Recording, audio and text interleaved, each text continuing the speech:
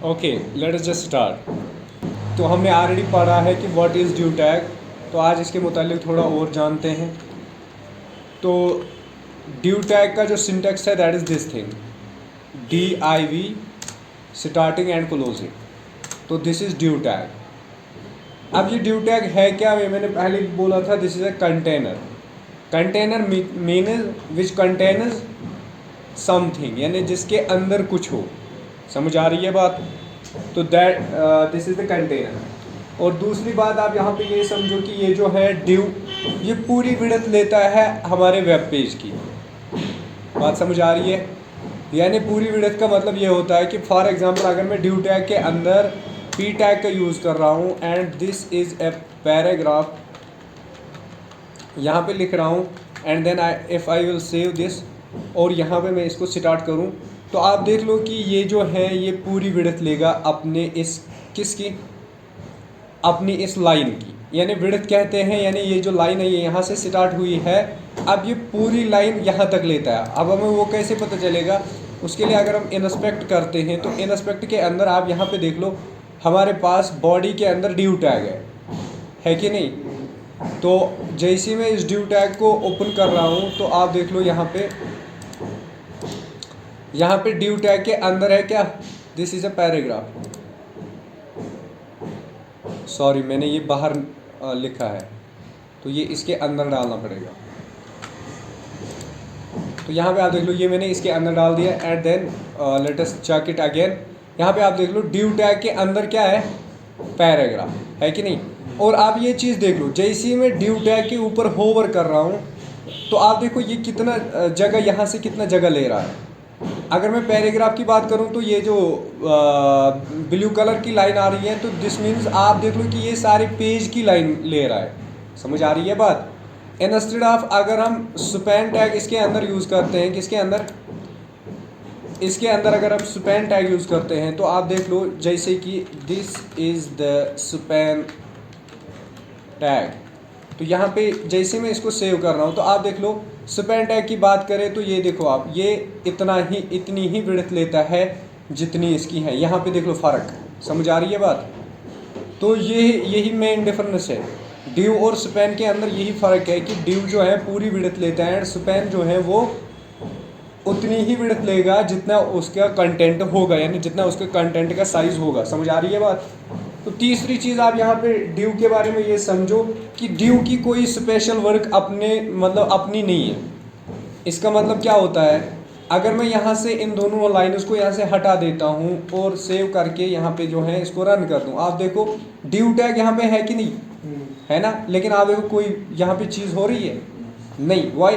Because due tag जो है इसकी कोई स्पेशल वर्क नहीं है। समझ आ रही है? यानी स्पेशल वर्क ये खुद से कुछ भी नहीं करता है। समझ आ रही है बात? अब इसका फ़ायदा क्या है ये भी पता चलना चाहिए ना कि अब ये ड्यू टैग अगर इसमें कुछ, इससे कुछ आता ही नहीं है तो इसका फ़ायदा क्या है? फ़ायदा ये है कि यहाँ पे अगर हम दो टैग्स और इसके बाद जो है H3 भी यूज़ करेंगे तो आप देखो this is the third heading.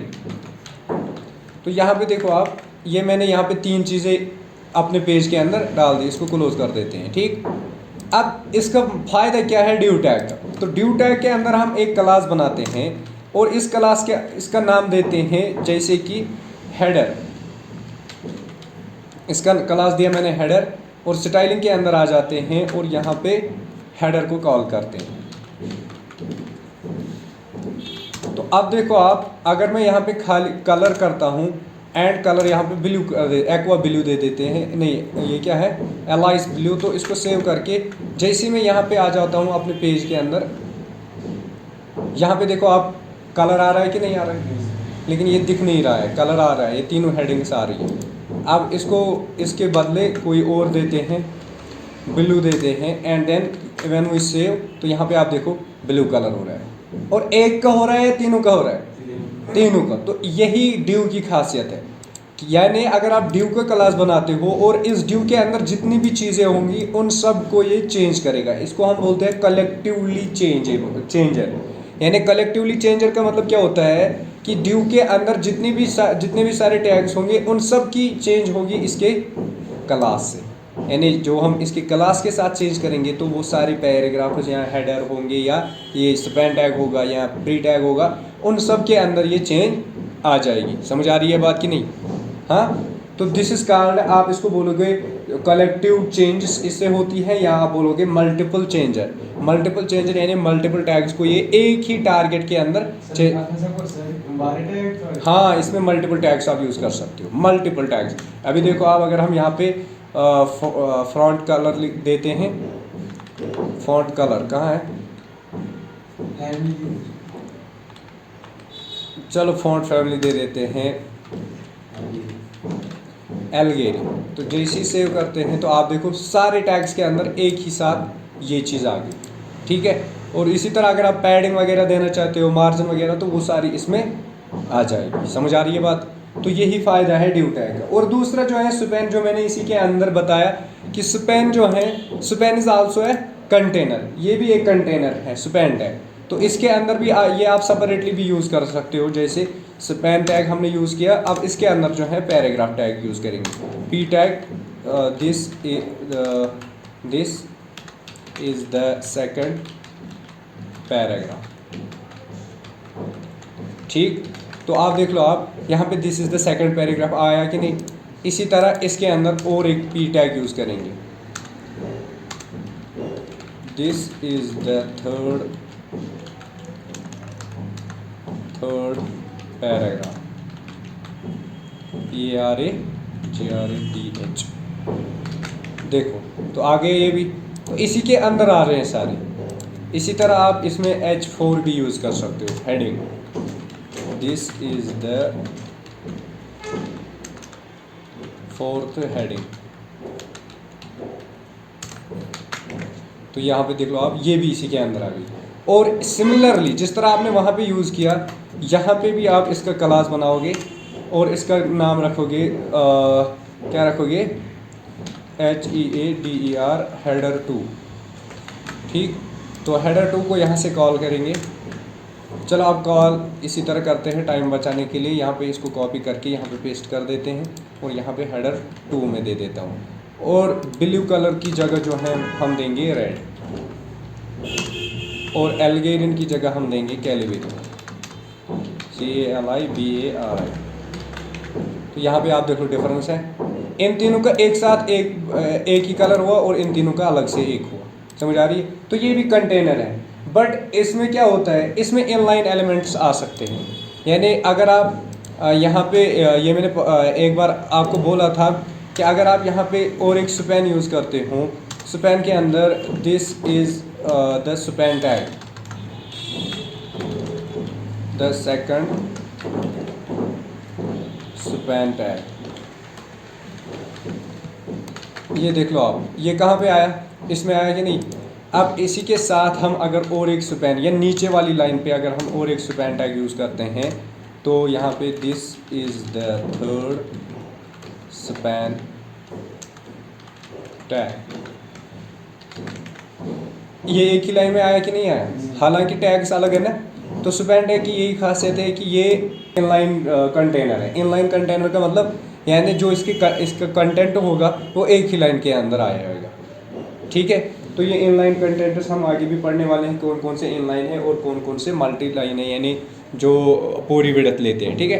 तो div जो है वो पूरी विड्थ लेता है, और ये जो है ये कंटेनर उतनी ही विड्थ लेता है जितना इसका टेक्स्ट की विड्थ होगी। समझ आ रही है? आया यहाँ तक समझ। उसके बाद आता है नेक्स्ट चीज़ जिसको हम बोलते हैं क्लास। तो वो तो ऑलरेडी हमने बहुत बार यूज़ भी किया है और अभी भी किया।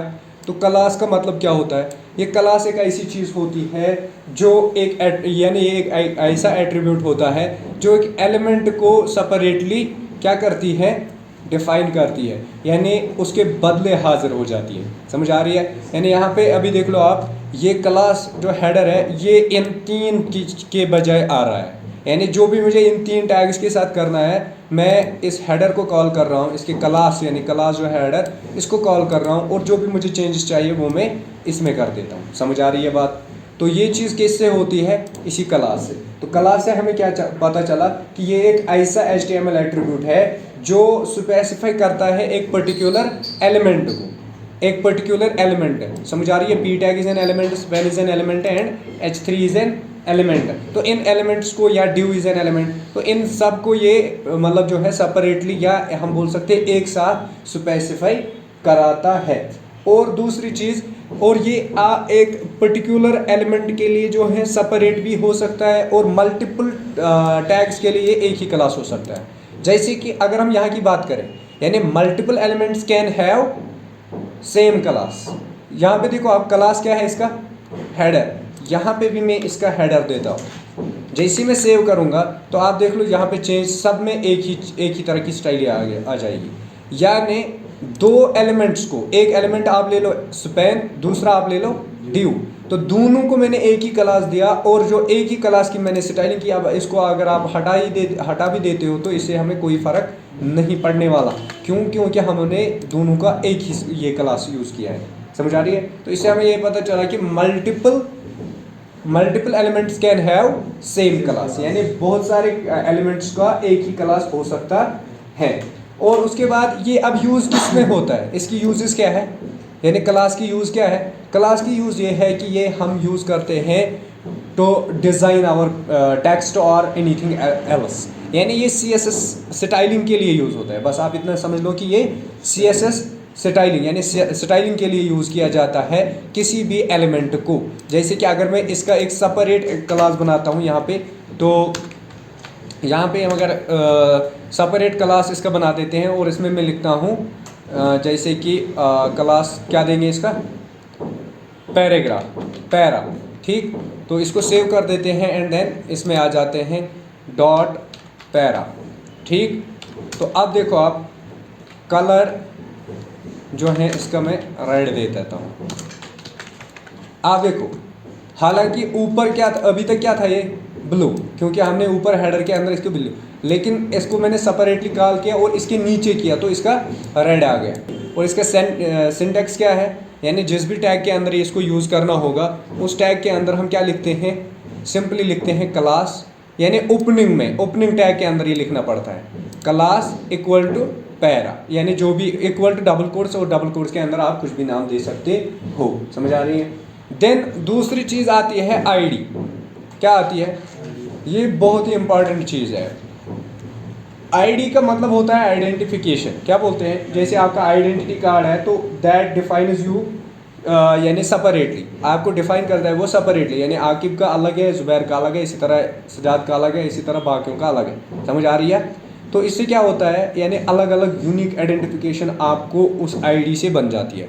तो सिमिलरली यहाँ पे भी जो आईडी है इससे यूनिकली आइडेंटिफाई होते हैं एलिमेंट, यानी एक एलिमेंट इसकी अगर हम आईडी की बात करें तो इसकी अलग आईडी होगी, और इसी तरह स्पैन टैग की बात करें या H4 की बात करें या P की, इस वाले P की बात करें तो इसकी अलग क्या होगी, आइडेंटिटी, समझ आ रही है बात। ये इसको यूनिकली आइडेंटिफाई करता है। दूसरी चीज़ आप यहाँ पे समझ लो कि ये एक सेपरेट एलिमेंट के लिए यूज़ होता है।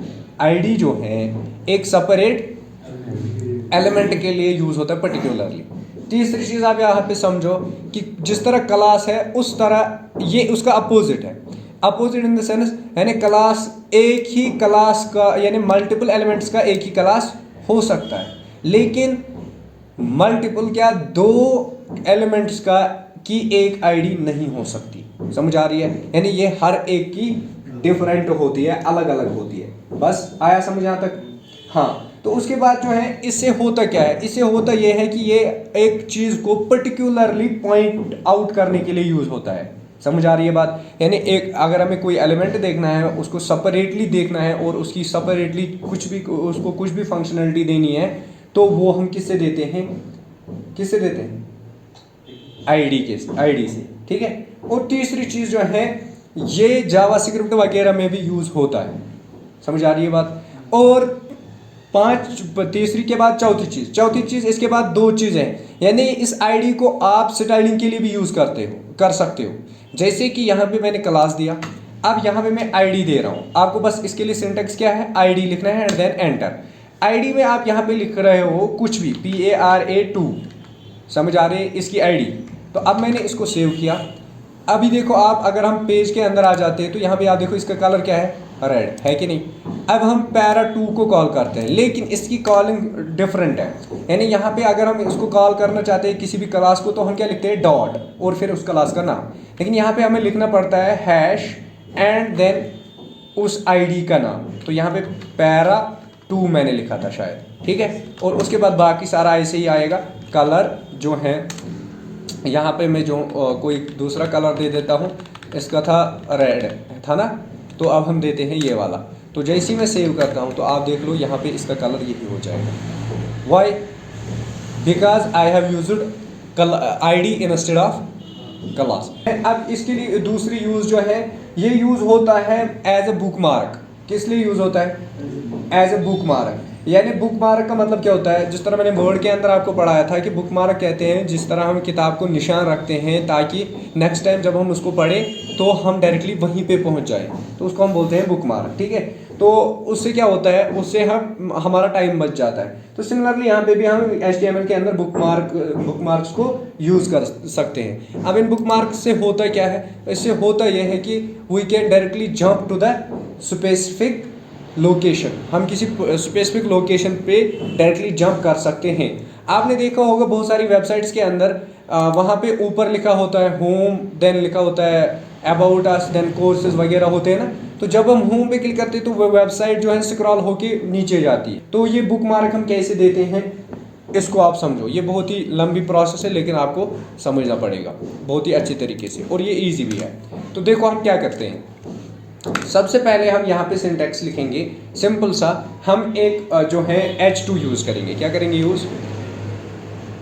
नहीं, ये हम ऊपर ही करेंगे क्योंकि टेक्स्ट नीचे है ना, तो यहाँ पे करेंगे। तो मैं यहाँ पे H2 को यूज़ करूँगा, ठीक। H2 के अंदर जो है इसी H2 की आईडी बनाऊँगा। क्या बनाऊँगा? आइडेंटिटी। तो ये मैंने आईडी बना दी। अब इसका नाम आप कुछ भी रख सकते हो, जैसे कि मैं इसका रखता हूँ फर्स्ट। क्या रखूँगा? फर्स्ट, यानी फर्स्ट आईडी। और इसके अंदर जो है इसके बाद टेक्स्ट लिखूँगा, जैसे कि जंप 1। ये मैं लिख रहा हूँ जंप 1, क्यों? क्योंकि हमें करना क्या है, जंप ही करना है ना। तो यहाँ पे मैंने क्या रखा, जंप 1, ठीक। उसके बाद H2 को क्लोज करते हैं एंड नीचे आ जाते हैं। दूसरी में यहाँ पे दूसरी चीज़ यूज़ करूँगा, जैसे कि एक पैराग्राफ यूज़ करते हैं। क्या करते हैं? पैराग्राफ। तो पैराग्राफ के अंदर क्या लिखेंगे, this is the first jump. यहाँ पे आप कुछ भी लिख सकते हो, मैं अभी एग्जांपल दे रहा हूँ। जैसे मैं इसको सेव कर रहा हूँ तो यहाँ पे आप आ जाओ, तो यहाँ पे क्या आया, jump 1 and this is the first jump, ये चीज़ आ गई। अब देखो आप इसके साथ हम क्या करने वाले हैं, इसके साथ हम और एक चीज़ ऐड कर देंगे, दूसरी चीज़, जैसे कि H2 के अंदर और एक यानी H2 और एक यूज़ करेंगे और इस H2 की भी एक आईडी बनाएंगे। क्या बनाएंगे? आईडी। तो आईडी बनाने के बाद यहाँ पे हम क्या लिखते हैं, सेकंड। समझ आ रही है बात? तो यहाँ पे हम क्या लिखेंगे, जंप सेकंड, जंप 2। तो सिमिलरली अब यहाँ पे भी एक पैराग्राफ यूज़ करेंगे और पैराग्राफ के अंदर क्या लिखेंगे, this is the second jump. आया यहाँ तक समझ? अगर हम इसको देखें तो यहाँ पे देख सकते हैं, ठीक है, jump 1, jump 2, this is second jump, this is first jump. अब आप देखो यहाँ पे क्या होता है। इसके बाद हम और एक चीज़ यूज़ करेंगे, यहाँ से आप देखो इसकी फंक्शनैलिटी। हम यहाँ पे एक टैग यूज़ करेंगे, एंकर टैग। क्या करेंगे यूज़?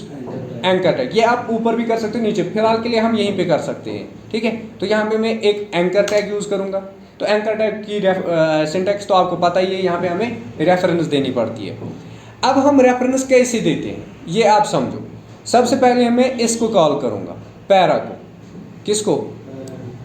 अगर आपको एंकर टैग याद होगा, एंकर टैग हम यूज़ करते थे एक पेज से जंप करने के लिए दूसरे पेज पे, यानी एक HTML पेज से दूसरे HTML में। लेकिन यहाँ पे हम इसको किस लिए यूज़ करेंगे, अपने ही पेज के अंदर, यानी एक जगह से दूसरी जगह पे जाने के लिए। समझ आ रही है बात? तो यहाँ पे देखो आप, यहाँ पे मैंने एंकर टैग यूज़ किया और यहाँ पे मैंने पैरा लिखा, लेकिन इसके स्टार्ट पे मैं हैश दूंगा, because this is the ID है कि नहीं। तो अब यहाँ पे आप टेक्स्ट लिख लो, जैसे कि जंप। यहाँ पे मैंने जंप लिखा, समझ आ रही? अब देख लो आप, जैसे मैं सेव करूँगा ना, तो यहाँ पे देखो आप जंप आ रहा है कि नहीं आ रहा है। और यहाँ पे आप देख लो लास्ट वाली हेडिंग यानी जिसमें हमने कल आईडी दी है उसका उसमें क्या लिखा है, this is the second paragraph, ठीक है। इसमें लिखूंगा जंप चलो 1 देते हैं, क्या देते हैं, समझ आई बात, जंप 1। अब हम यहाँ पे आ जाते हैं, ये है ना हमारा जंप। जैसे मैं इस पर क्लिक करूँगा, देखो आप जंप कहाँ है, ये कहाँ पे नीचे है ना, जैसे मैं जंप पे क्लिक करूँगा आप देखो हमारा पेज कहाँ पे पहुँच जाएगा, पहुँचा यहाँ पे कि नहीं, हाँ कैसे, इसी आईडी की वजह से, यानी आईडी किसकी दी मैंने यहाँ पे, और यहाँ पे हमने क्या किया, जंप पे क्लिक किया और ये हमें नीचे लेके जाता है। देखो जितनी बार आप करोगे ये आपको नीचे लेके जाएगा। अब हम यहाँ पे क्या करते हैं, ये जो हमने यहाँ पे एंकर टैग यूज़ किया है इसको हम लेके जाते हैं ऊपर। आप देख लो हमारा जंप कहाँ पे है, यहाँ पे। तो जैसे मैं जंप पे क्लिक करता हूँ आप देखो नीचे आ रहा है कि नहीं आ रहा है, स्क्रॉल बार खुद ही स्क्रॉल होके नीचे आ रहा है। तो जितना आपका पेज बड़ा होगा आप जंप करा सकते हो, और किसी भी पर्टिकुलर चीज़ पे आप जंप करा सकते हो। जैसे आप देख लो मैं जंप 1 पे क्लिक कर रहा हूँ, यहाँ पे मैं जंप पे क्लिक कर रहा हूँ और ये देखो आप यहाँ पे जंप कर रहा है, ठीक। तो ये आप कब यूज़ करोगे ज़रा मुझे बताओ। नहीं, प्रैक्टिकल लाइफ में आप मुझे बता दो कि ये कब यूज़ होगा, प्रैक्टिकल लाइफ में ये कहाँ पे यूज़ होता है। और आप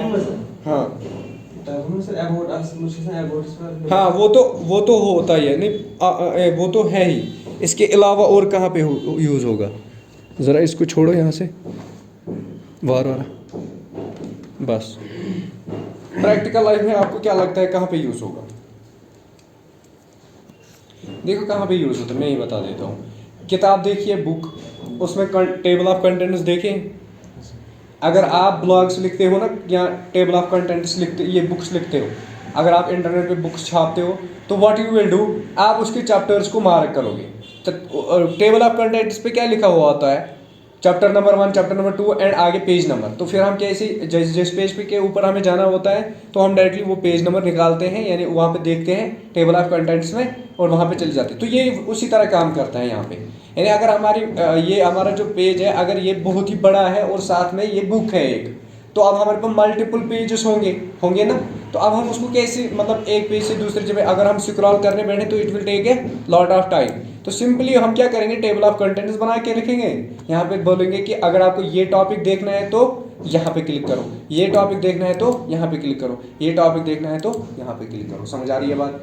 तो ये समझ आया आप कैसे बनाना है। ये 2 चीज़ें आपको बनाने की ज़रूरत नहीं है, यम ऑलरेडी यम बनाए, ठीक है। तो अगर आप ये भी बनाते हो तो दिस इज़ बेटर। किस तरह, इस तरह जंप 1, यानी जंप 1 कहाँ पे आपको लेके जाएगा, यहाँ पे वो लिखा हुआ होना चाहिए। ये मैंने क्यों लिखा है, इसलिए यानी अगर आप जंप करते हो तो यहाँ पे ये जंप अगर आप करते हो तो ये आपको कहाँ पे लेके जाएगा, वो नीचे होगा मेंशन। जैसे चैप्टर 1 होता है इस साइड में और इस साइड में होता है पेज नंबर, तो इसका मतलब है कि अगर आप ये पेज नंबर खोलते हो तो वहाँ पे चैप्टर नंबर 1 मिलेगा आपको। समझ आ रही है बात। तो सिमिलरली आप यहाँ पे भी जंप 1 ऊपर लिखोगे इस तरह एंकर टैग के अंदर, और नीचे लिखोगे कि ये जंप आपको कहाँ पे लेके जाएगा। समझ आ रही है बात। हाँ, कोई डाउट इसमें, आगे समझ आया।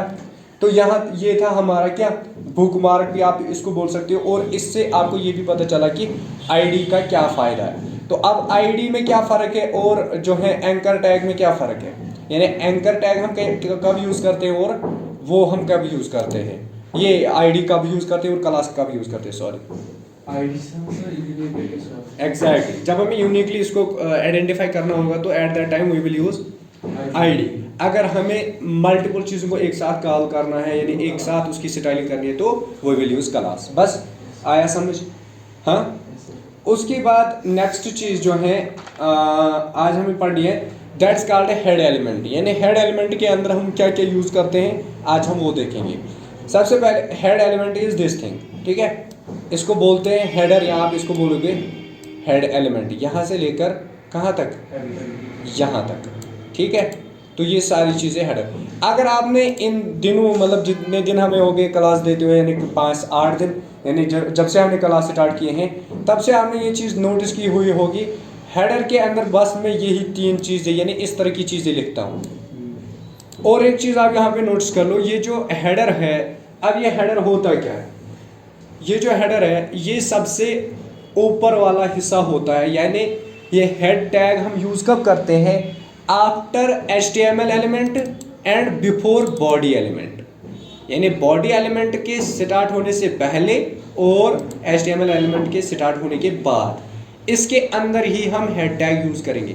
अगर कोई बंदा बॉडी के अंदर हेड टैग यूज करता है तो वो हेड कंसिडर ही नहीं किया जाएगा। समझ आ रही है बात? तो ये बात आप ध्यान में रखोगे, जब भी आप हेड यूज करोगे तो वो आप HTML के बाद ही करोगे और बिफोर हेड उसको क्लोज करोगे। ठीक है, यहाँ तक आया समझ? अब ये हेड है क्या? ये भी एक तरह का कंटेनर है। हेड एलिमेंट जो है ये कंटेनर है। क्या है? कंटेनर। बट ये कंटेन क्या करता है? उसको हम बोलते हैं Meta data. What is Meta data? Meta data means data about data. समझ आ रही है बात?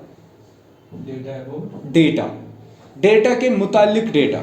जैसे ये हमारा वेब पेज है, ये हमारा हेडर है, हेडर के अंदर जो है ये वाली चीज़ है, तो ये क्या है? ये है लिंक। आपने आज तक कभी किसी पेज में देखी है ये लिंक यहाँ पे डिस्प्ले हुई है? नहीं होती है। वाई? बिकॉज ये मेटा डेटा है, यानी इसका काम है दूसरा स्टाइल शीट इसके साथ लिंक कराना। समझ आ रही है बात? तो इसी को कहते हैं डेटा अबाउट डेटा। ये जो डेटा है ये किसके मुतालिक डेटा है? डेटा यो बॉडी नहीं, मैं बोल रहा हूँ ये जो डेटा है ना, link link link relation is equal to style sheet href, ये तो ये किसके मुतालिक है?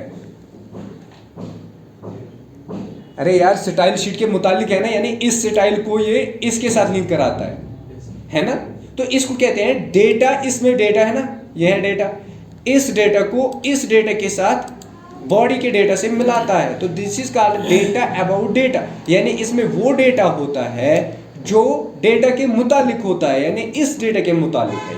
अब अगर मैं ये लिंक हटा दूं, इसकी स्टाइलिंग होगी? नहीं होगी ना। तो इट मीन्स दैट कि दिस लिंक की what style sheet with our HTML page. बात समझ आ रही है बेटा? हाँ, तो यही है। तो अब यहाँ इसको हेडर को क्या बोलते हैं? सबसे पहले कंटेनर। इसमें ये होता क्या है? Meta data. What is data? Meta data, Meta data means data about data, यानी डेटा के मुतालिक डेटा। समझ आ रही है? तो अब ये क्या है? ये HTML टैग के बाद यूज होता है और बॉडी टैग से पहले खत्म होता है। अब इसमें कौन कौन सी चीजें यूज होती है मेनली? तो सबसे पहले आता है टाइटल टैग। टाइटल टैग इसमें यूज होता है, यानी टाइटल जो है आप सबसे पहले आप यूज करोगे। इसके अंदर जो डेटा होता है वो डिस्प्ले नहीं होता है। समझ आई बात? क्या? इसके अंदर जो डेटा होता है वो हेड के अंदर जितना भी डेटा होगा वो डिस्प्ले नहीं होगा। तो अब आप बोलोगे सर क्यों डिस्प्ले नहीं होगा? तो वही हूँ, मगर आप लोग वैसे बच्चे नहीं हो, तो अब मैं खुद ही बता देता हूँ। अगर मैंने यहाँ पे लिखा है माई टेबल, तो जैसे मैं इसको सेव करता हूँ आप देख लो यहाँ पे माई टेबल आ रहा है कि नहीं आ रहा है? तो ये तो डिस्प्ले हो रहा है, कहोगे ना? इसी तरह इमेज भी मैंने वहाँ पे लगाई थी कल, ये देखो आप यहाँ पे इमेज भी है कि नहीं?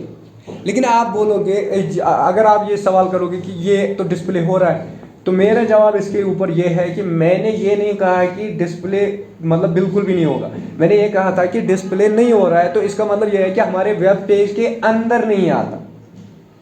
आप देखो पहले मैंने हेड के अंदर क्या लिखा था? टाइटल। तो ये टाइटल कहाँ पे आना चाहिए? इस जंप से पहले कि इस जंप से पहले आना चाहिए था ना? यानी जिस तरह ये जंप आ रहा है किसमें?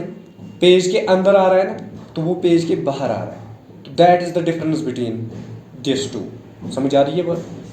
तो अब जो आपको बोलेगा कि डेटा जो है हेड टैग के अंदर डिस्प्ले होता है, आप बोलोगे नहीं होता है। बट आप ये बोल सकते हो कि ब्राउजर के टैब्स के अंदर ये डिस्प्ले होता है, जो भी इसके अंदर डेटा होता है। उसमें दो ही चीज़ें डिस्प्ले होती है, एक होता है टाइटल, दूसरा होता है आइकन। यहाँ तक समझ आया? उसके बाद ये जो है ये करता है काम, ये जो HTML है इसमें कुछ चीज़ें हम यूज़ करते हैं, जिसमें एक आता है टाइटल, दूसरा आता है लिंक। और लिंक में हमारे पास एक तो आइकन भी आएगा और दूसरी चीज़ स्टाइल शीट्स भी आएगी। अब तीसरी चीज़ इसके अंदर आती है जिसको हम बोलते हैं स्टाइल। आप स्टाइलिंग भी कर सकते हो इसी के अंदर, यानी वेब स्टाइलिंग की कितनी किस्में हैं? How many types of styling are there in HTML? कितने टाइप्स है स्टाइलिंग के? तीन टाइप्स ऑफ स्टाइलिंग सुनो, इंटरनल, एक्सटर्नल, इनलाइन। मैंने आपको याद नहीं होगा तो इसका मतलब ये नहीं है कि मैंने नहीं पढ़ाया, समझो। There are 3 types of stylings. तो एक होता है इनलाइन। इनलाइन का मतलब होता है कि आप टैग के अंदर ही यूज़ करते हो। जैसे कि यहाँ पे अगर मैं यहाँ पे इसका मेंशन करता हूँ, यहाँ पे जैसे कि बैकग्राउंड कलर में दूंगा, उसके लिए मुझे पहले लिखना पड़ेगा स्टाइल। जैसे मैंने स्टाइल लिखा, उसके बाद यहाँ पे मैं बैकग्राउंड कलर देता हूँ, जैसे कि ब्लैक। यहाँ पे मैंने बैकग्राउंड कलर जो है ब्लैक दे दिया, लेकिन ब्रैकेट के बाहर दे दिया, ठीक है। तो जैसे मैं इसको सेव करता हूँ तो आप देखो इसका बैकग्राउंड ब्लैक आया है कि नहीं आया। तो अब जो है यहाँ पे ब्लैक की जगह मैं येलो देता हूँ, आ रहा है येलो कि नहीं। तो दिस कार्ड इनलाइन स्टाइलिंग, समझ आ रही है। दूसरी होती है इंटरनल स्टाइलिंग। इंटरनल का मतलब होता है वही जो मैं यहाँ पे बताने जा रहा था, यानी जो हम हेडर के अंदर करते हैं। उसके लिए हम क्या करते हैं, उसके लिए हम यहाँ पे लिखते हैं स्टाइल। क्या लिखते हैं? स्टाइल। तो ये मैंने स्टाइल लिखा। अब इसके अंदर में हर किसी को यहाँ पे कॉल कर सकता हूँ। जैसे मैं सारे पी टैग्स को यहाँ पे स्टाइलिंग करूँगा, सारे पी टैग्स की। पी टैग की स्टाइलिंग क्या होनी चाहिए? बैकग्राउंड कलर जो इनका होना चाहिए वो आना चाहिए, जैसे कि यहाँ पे ये वाला एक्वा, ठीक। तो अभी देखो जितने भी पी टैग्स हैं उनका कलर यहाँ पे देखो आप एक साथ चेंज हो गया, देख रहे हो? हाँ, मैं समझ आ रही है कि नहीं? पढ़ाया था मैंने।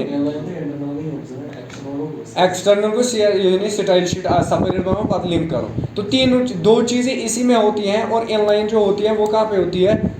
बॉडी के अंदर, यानी जहाँ पे आपका टैग होगा। अब आया समझ? तो इसी तरह अगर आप यहाँ पे और एक चीज़ लेते हो, जैसे H2, जितने भी सारे हमारे H2s हैं, यानी जितने भी H2 वाली हेडिंग्स है, तो उनको कर दो आप स्टाइलिंग। क्या स्टाइलिंग करोगे? जैसे कि बैकग्राउंड कलर इनका भी चेंज कर देते हैं। बैकग्राउंड कलर जो है वो हम देते हैं कोई हल्का सा जैसे कि ये वाला दे देते हैं। नहीं, ये ज़्यादा हो जाएगा, साइन भी नहीं दे सकते, चलो ये देते हैं डार्क ग्रीन। सेव किया। अब देखो आप H2 में हुआ, जितने भी H2, सिमिलरली आप इनको कर सकते हो। तो दिस इज कॉल्ड। अभी देखो दो ही चीज़ें चेंज करने से आप देखो पेज का लुक कितना अच्छा हुआ या नहीं। तो यही वजह है कि हम CSS साथ में पढ़ रहे हैं, ठीक है। तो इसको हम सेपरेटली भी पढ़ेंगे, कोई टेंशन की बात नहीं है। उसके बाद नेक्स्ट जो है ये आ गया स्टाइलिंग। नेक्स्ट जो है लास्ट चीज़ इसमें आती है, दैट इज कॉल्ड लिंक।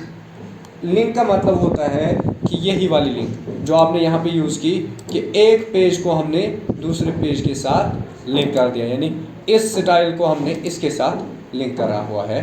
किसकी वजह से? कि कहाँ पे किया है, किस पे किया हुआ है,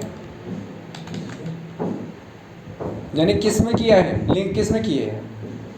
हेड में। समझ आया? बस हो गया। तो आज के लिए इतना काफ़ी है। समझ आई बात?